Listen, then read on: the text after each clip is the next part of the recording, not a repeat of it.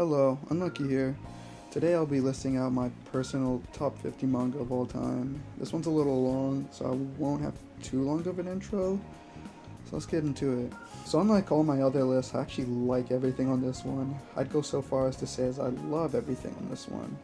It was a tough one to make, so with that I have a few honorable mentions to go over. Starting off is Jidai Nandeska Chihara-san by former Smash Twitter artist Urion.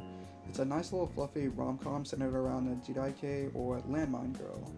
Very simple, but every chapter introduces something unique and gets both our main characters a little better at social interactions. It's nothing too crazy. Next up we have Kusunoki failed to debut in high school.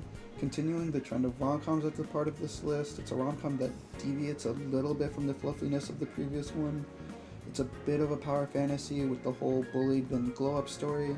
While it's very simple with some generic rom-com tropes, it occasionally subverts expectations and has a couple of pretty interesting characters that keeps me wanting to keep coming to read the next chapter. It's pretty entertaining.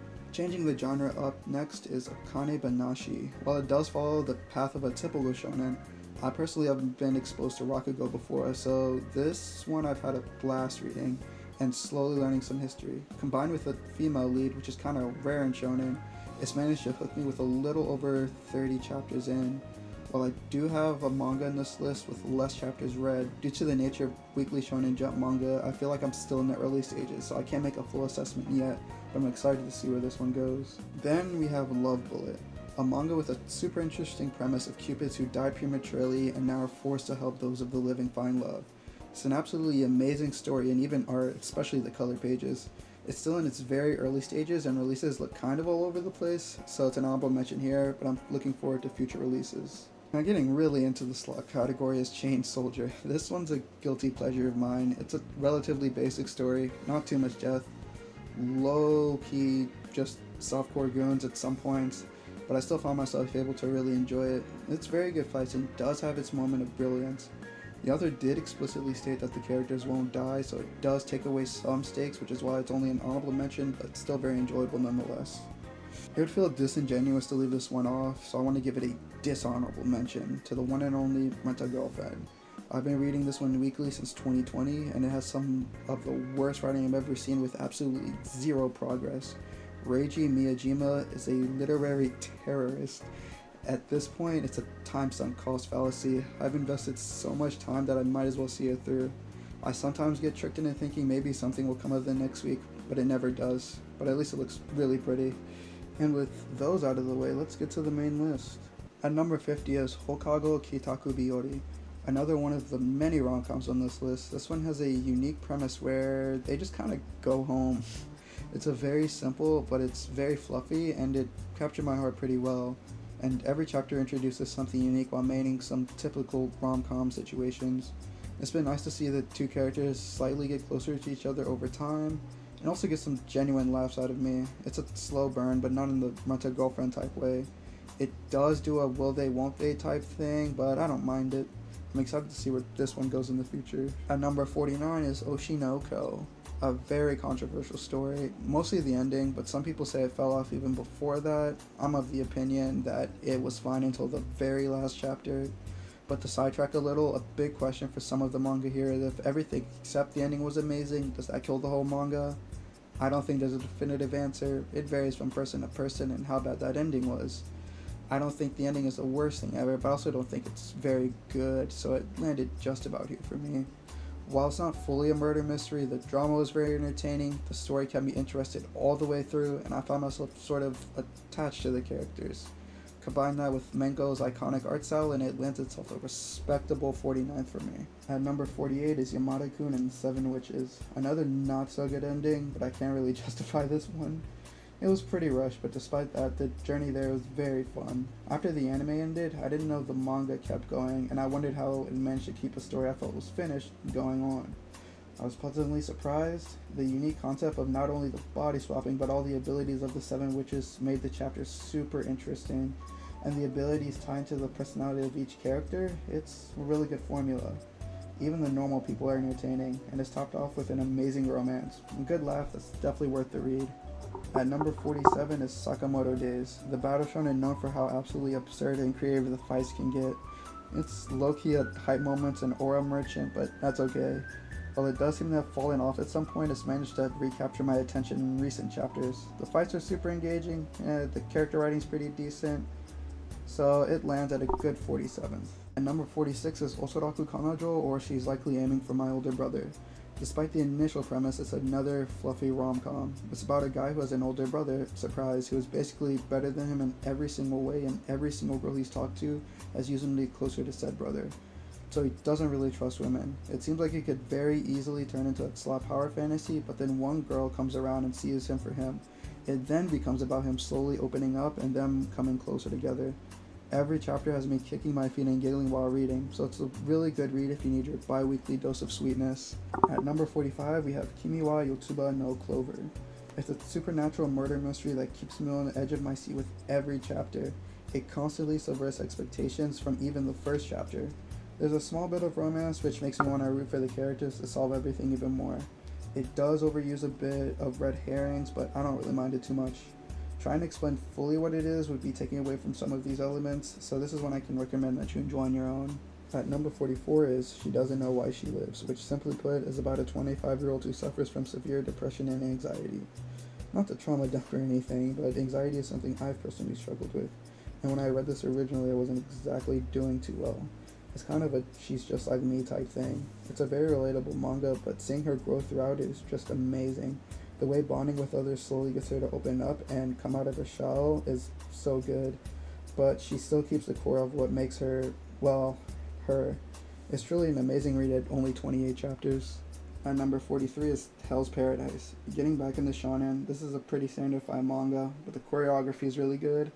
The story isn't that special, but where it really shines for me is the characters. The way I describe it is that you feel as if you're taking a journey with the characters. You get attached to each of them, you learn more about them, and their relationship with each other starts to develop, along with them learning things from each other, and then at the end you get to see how much they've grown and see who's not here anymore. Also, it has trans characters and an openly bi guy, so it's W. At number 42 is Blue Box. It's a rare half and half sports and romance manga. It's nothing groundbreaking, and the romance does end up being pretty standard, but that doesn't really take away from much for me. The sports and romance complement each other with some very heavy-hitting moments, and every character makes you want to learn about them and root for them. So whether you come from a background of sports or you're a romance lover, Blue Box has a little bit of something for everyone. At number 41 is Shikimori's Not Just a Cutie. It's a manga with a somewhat unique but very simple premise of strong girl and weak but moderately unlucky boy. Shikimori is another super fluffy rom-com that managed to capture my heart. It kind of turns into a coming-of-age story near the end when the characters start to grow up. But speaking of growing, the characters don't really stagnate at all.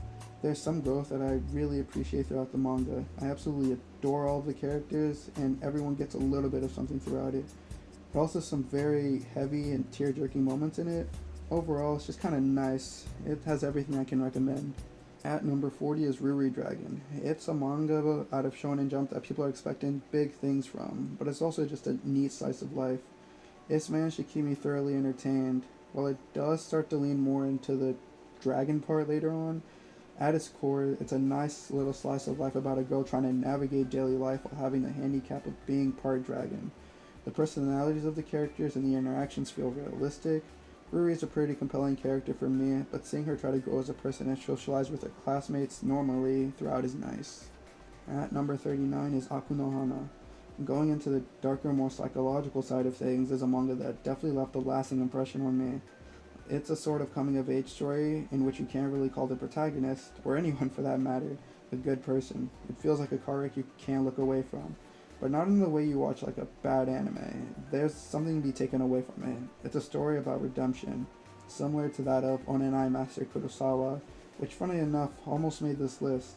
I think no matter what, you'll walk away from the story feeling something. At number 38 is Solenin. It's a short but bittersweet manga that takes us outside of the typical high school setting, an even worse time in your life, the early 20s. One of the reasons I find this manga so compelling is that I'm in this stage of my life myself. Not really sure what I want to do, not really sure if I'm satisfied, and not really sure if I'm doing the right thing. Not only that, this could be any of the people around me. It's very grounded and emotional. It managed to leave me in awe at the end. At number 37 is Hoseki no Kuni. If I'm being totally honest, although it's probably not an unpopular opinion, I didn't really get this one at first, and being even more honest, saying I 100% understand it now would be disingenuous. Despite this, I super love this one. Folsom particularly is one of my favorite characters of all time, being in my top 10 at one point. Even the other characters all have something that make them stand out for me. The way the story is set up to make me want to learn more about the mystery of the world, along with what's kind of wrong with every character in it. It's a very different but a very great story. At number 36, by the author of Dagashi Kashi and Call of the Night, is a one-shot titled Minasoko. It's a simple 2-chapter manga about a guy falling out of love with his passion, kendo, and slowly finding his fire due to an outside influence. As someone who likes to get passionate about things, this one was right up my alley. I'm absolutely in love with the design of the female lead too. It's nothing too revolutionary, but if you ever feel like you need a spark of inspiration for something you love, I couldn't recommend this one more. At number 35, we have Girls Love How to Relationship. Another manga in that awkward stage of life known as the early 20s. This one not only focuses on the yuri, but how this stage of life can affect relationships. Combine this with it being queer relationships and you get some heartbreaking scenarios and some not so smart decisions. It's still a sort of coming of age story as the characters grow and learn how to truly love not just others, but themselves too. At number 34 is Hope You're Happy Lemon. It's another rom-com but with a twist. The main character has an ex that cheated on him with 3 different guys during his school days and low-key traumatized him. He then meets that ex in college. In a different story, this would be a power fantasy about getting back at her. But the real twist is that they end up swapping bodies every day. This forces them to associate again and create some scenarios that range from awkward to absurd to just really funny. There's also a second girl, but you'll have to read to find out about her. Overall, this one has me super invested every week, and I can't wait to see how everything gets resolved. Enough time has passed. So at number 33 is Kagurabachi. What I originally believed to be only a meme manga with a super edgy protagonist surprised me by being actually good. While it mostly follows the typical battle shonen story, it also deviates in some ways, excluding some of the typical tropes you see in them. Along with this, the protagonist does grow out of being the edge monster he set up to be, which completely surprised me. The fights and abilities are also really good and interesting, and at the end of the day, I do love me some good battle shonen. The art in the earlier chapters was super top tier, and while it's declined due to the weekly slave jump schedule, it's still really good, especially with the double spreads. Overall, I'm super excited to see where it ends up. I'd see it being one of the greats of Shonen Jump. At number 32 is Another Girl's Love, a classic, Bloom Into You. It's an amazing coming-of-age story about love and finding oneself, similar to How to Relationship. I love seeing the characters grow and slowly learn to love each other and themselves. It manages to have such high emotional impact while not having any forced drama really. I can't sing its praises enough. I feel like I can recommend this one to just about anyone no matter what you like. Number 31 is a controversial one, Attack on Titan. To be frank, I go back and forth on whether I like this ending or not to this day. Right now I'm in the stage of not liking it too much, but despite the pitfalls, it's another case of the journey there was absolutely amazing. There's too much to say on what I like, whether it be most of the cast, the story, the fights, the world building. We'd be here all day. I think it has all the qualities of a masterpiece, it just kind of failed to fully stick the landing in my opinion. Speaking of failing to stick the landing, at number 30 we're keeping up the controversy with Chainsaw Man. This was a tough one because at one point this was my number 2. Part 1 is an absolute masterpiece to me. The story, the characters, the themes, and the art, all in another league. While I don't despise Part 2, I wasn't a big fan of the ending, or even the weekly 50ish chapters preceding it. I can't really blame Fujimoto. As I said with Kagurabachi, the weekly Shonen Jump schedule is hell. It's just how it is, but it still holds a special place in my heart as one of my favorites. If it was just part 1 and like early part 2, this would have been way higher. This one might surprise those of you who know me personally, but at number 29 we have Jujutsu Kaisen. Despite how low this seems, this is the peak of battle shonen to me. It has amazing art, good story, characters, superb fights. I originally didn't think the ending was good, but I ended up coming around. While I think it has its flaws, it wraps up its themes and characters kinda perfectly. This includes the sequel Modulo. Reading this weekly was truly a once-in-a-lifetime experience, even if I did join in a little late. I still have things to talk about even almost 2 years later, which marks a good manga for me. Being up the Fujimoto glaze at number 28 is Fire Punch. This one is similar to Hoseki no Kuni for me. Ignoring that I read them both at around the same time, the way they both confuse me is similar. While I do understand this one a bit more, the feeling of what did I just read, what's still there. Along with that feeling of, wow, this world is kind of doomed. And that just kind of comes with being a Fujimoto manga. It's very fast paced, but it doesn't lack direction. It can be a bit unsavory at times, especially in the early parts, but I still came to love it despite that. Also, there's a perfect trans character, so the fact that was managed makes it low key a 10 out of 10. I'm sorry, but at number 27 is Karohana. Ever since getting an anime adaptation, it's been getting super flamed. But honestly, I don't fully get it. Everyone in it is overly earnest and constantly apologizes. Every misunderstanding or conflict gets resolved near instantly because no one allows them to drag on. While I can see these as flaws, I also think it's a bit refreshing from the typical dragged out drama. The romance is pretty nice and fluffy too, it's nothing crazy. It's a weird instance of a slice of life romance manga having hype moments and aura, as one of my friends described it. Overall, it's pretty enjoyable to me, and the art is absolutely top tier, especially the expressions. Another entry into the romance genre at number 26 is Class de tu banme ni kawaii onanoko to tamadachi ni nata. It starts off as your typical slop rom-com with a kind of loser guy and popular girl, but then it turns into one of the best romances I've ever read. Everything feels so real and grounded. The dialogue flows really well, characters' interactions don't feel forced, and the plot is moved naturally rather than by miscommunication.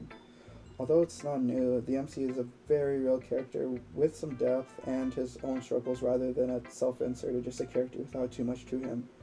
The manga in general can be very heavy at times, and the romance is just so good. While it does have a likable gimmick, it's able to move past that gimmick near the end. Honestly, not even near the end, fairly early. It also has some of the craziest Yuri bait in a straight manga since Nana, so if you like that type of thing, this one's for you also. Iconic gambling manga, Kakagurui, comes in at number 25. So I need you to hear me out on this one. It's a lot more than the memes and stuff you typically see from the anime. The games are really interesting, the characters aren't all one dimensional, and the art is super duper top tier. It's a unique premise and a unique art style that come together to make something that really grabbed me. There's a few compelling stories within it also. It's interesting with some interesting characters, and it's as simple as that. It doesn't need that much more from me. At number 24 is My Dress Up Darling. I went in with the preconceived notion that it was just kind of goon slop. While it kind of is at times, the fan service gets toned down as the story progresses, and at only a little over 100 chapters, it's not really a long drawn out romance, despite it being a bit of a slow burn. Where Dress Up Darling really shines for me is the hobby and passion aspect.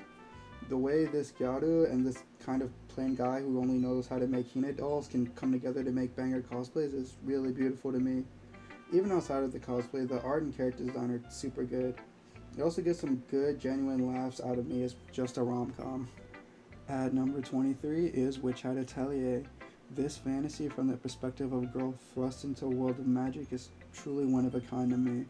The world building's top tier, the way the art conveys small details is top tier. The story and journey are also so good. The characters feel very grounded and real. They're their own characters. And the cherry on top is the magic system is also good.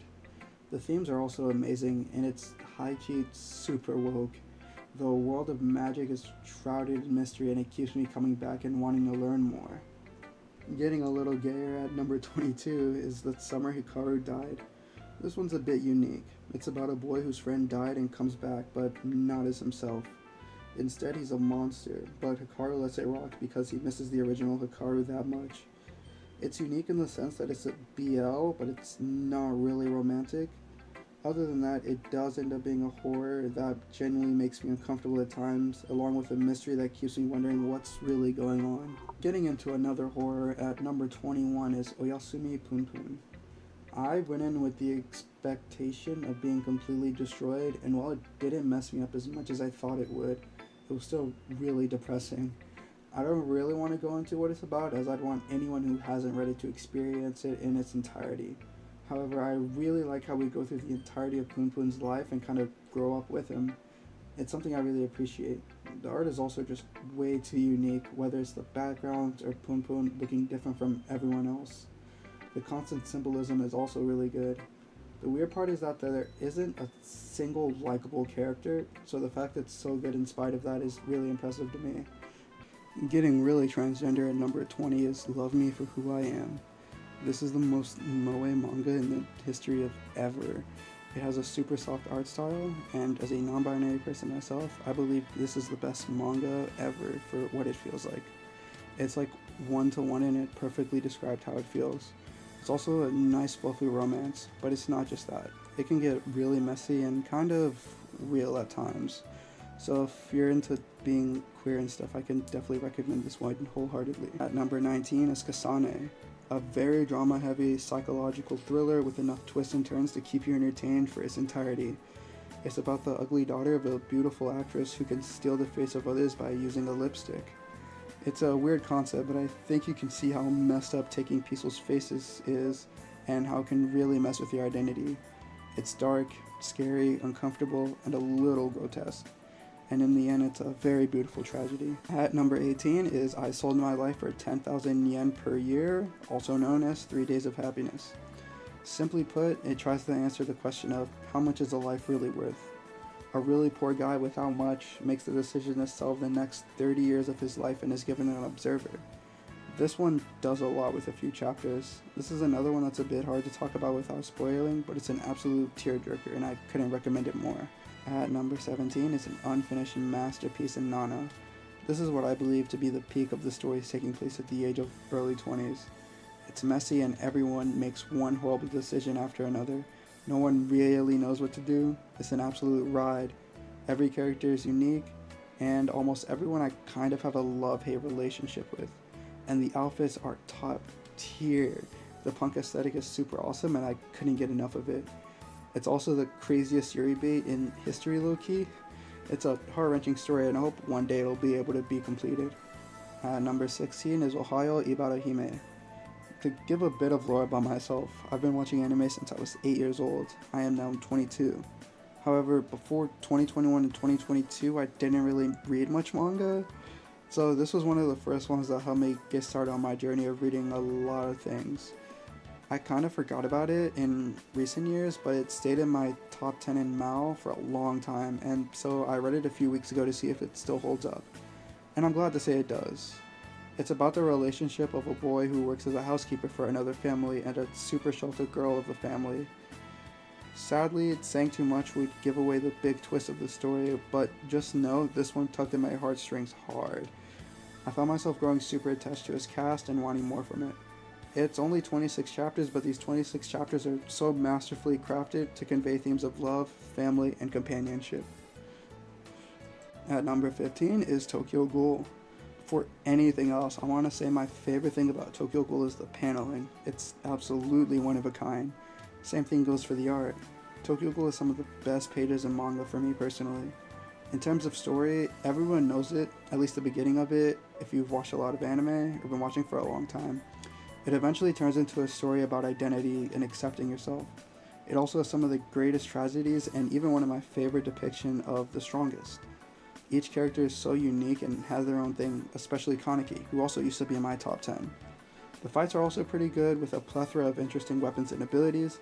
I don't think the anime really does it justice, so if you've only watched the anime, I highly recommend you read it. At number 14 is Noragami. Well, not a bad ending per se, it was a bit awkward and rushed, but in this case I wouldn't call it bad.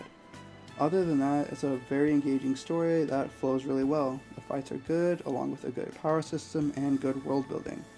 It also has just enough hype moments and aura for me. While some characters do take a backseat later on, I still end up liking every character that does get their chance in the spotlight.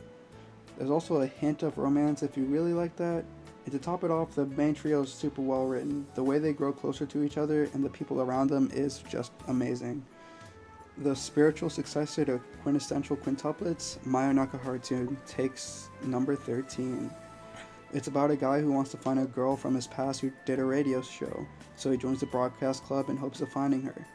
Each of these girls has their own aspirations, so he ends up being the one to push them each further towards their goals.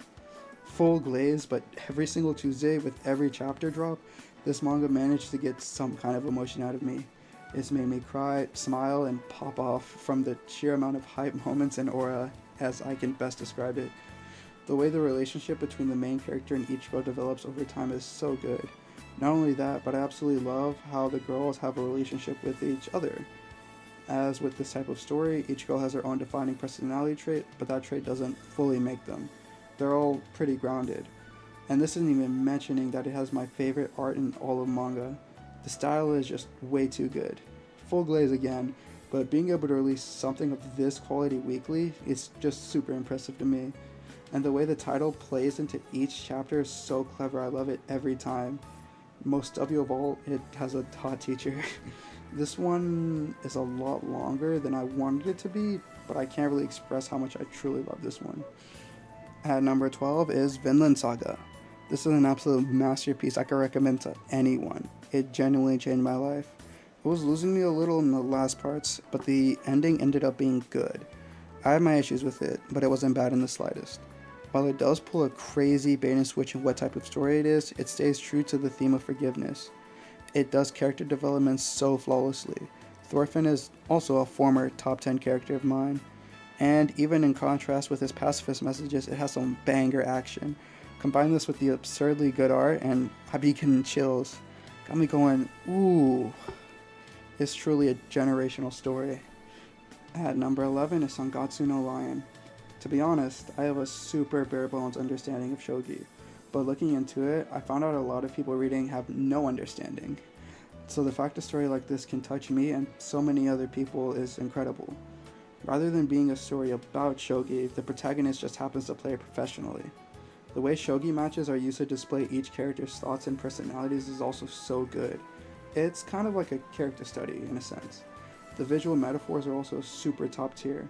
This is a heavily character-driven manga, and the author finds a way to make every character compelling to me in one way or another. Everyone kind of help each other grow, and it's a real treat to see. Starting off the top 10 is Skip and Loafer. This coming of age has just enough drama and romance to keep me coming back every month to see what's coming up next. It primarily focuses on a girl from middle of nowhere Japan moving to Tokyo, and a super good looking guy from Tokyo getting kind of attached to her. But what I really love is how everyone gets some kind of love from the story in their moment to shine. I absolutely love the overarching narrative of human connection.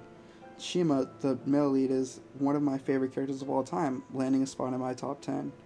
And as a canon trans character, what's there not to love? It's just so peak. At number 9 is Mira's iconic Berserk. Rest in peace to the GOAT, his art was actually inhuman. It felt like he was just flexing at times.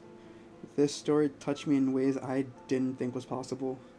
Going through Guts' journey from start to not really finish left me with every emotion you could think of. Of course, at the forefront of them all was despair. Seeing Guts stand back up even after all the bad thing that's happened to him has left me with something I can't really describe. Seeing him slowly bond and open up to others was really beautiful. And don't get me started on the world building. It's just so vast with so much depth, and the action's really good too. The people who picked it up are doing their best, but it's just not the same low-key. Although it's his longtime assistant, so it's probably not far off from his vision. I hope it can reach a proper conclusion one day. Taking the number 8 spot is romance manga called The Night. At its core, I believe this is a coming-of-age story. It's a story about learning to love and what love is. It's about a boy who doesn't go to school, so he stays up late and he ends up meeting a vampire. His goal in staying with this vampire is to turn into one himself. They end up learning more about each other and the people and world around them. There's some absolutely heartbreaking stories within it that made me reflect on my own life. The art's also pretty good. It starts off as kind of a slice of life, but ends up making more of a coherent story at some point, and even does a bit of a genre shift about halfway through though. Overall, it's a story that's just very dear to me. Glazing Fujimoto at number 7 is Goodbye Eri. It follows the story of a boy who is asked by his mother to film the final moments of her life. He then turns it into a movie, but he gets such poor reception that he wants to kill himself. He's then stopped by a girl, Eri, and they then build a relationship on the foundation of film. A little absurd in typical Fujimoto fashion, but it gets even more absurd than the premise. You can't really predict what's coming next. It's a one shot, so I can't really talk about it much without spoiling it, but it's definitely worth the read. An absolute emotional roller coaster. At number 6 is Koibumi 213 Sai no Actress. It's about a young actress and her manager, except she low key has a crush on him.